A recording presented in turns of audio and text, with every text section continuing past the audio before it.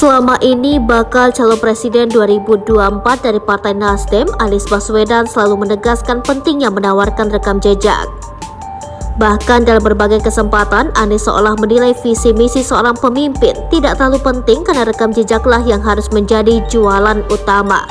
Aksi menawarkan rekam jejak ini memang sering Anies lakukan ketika bersafari politik jelang pemilu 2024. Rupanya, Anies merasa sudah menorehkan prestasi yang cukup baik selama 5 tahun memerintah ibu kota.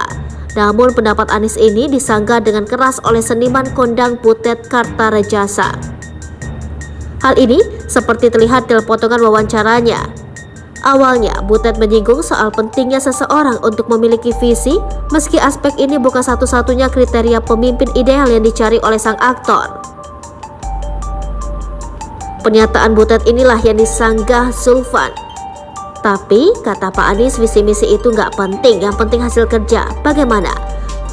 Tak disangka Butet dengan ceplas-ceplos malah menanyakan balik apa hasil kerja mantan Gubernur DKI Jakarta tersebut.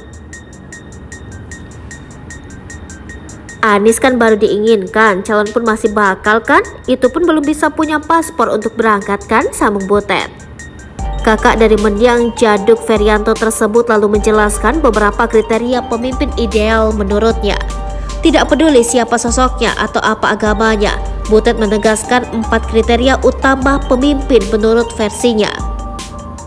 Calonnya entah siapa, siapapun dia, aku nggak nyebut nama, asalkan punya visi, punya track record, punya kemampuan, dan dia punya program. Lu mau ngapain, terang Butet? Dari situ kita bisa menilai, saya nggak akan melihat kamu agamanya apa, tandasnya.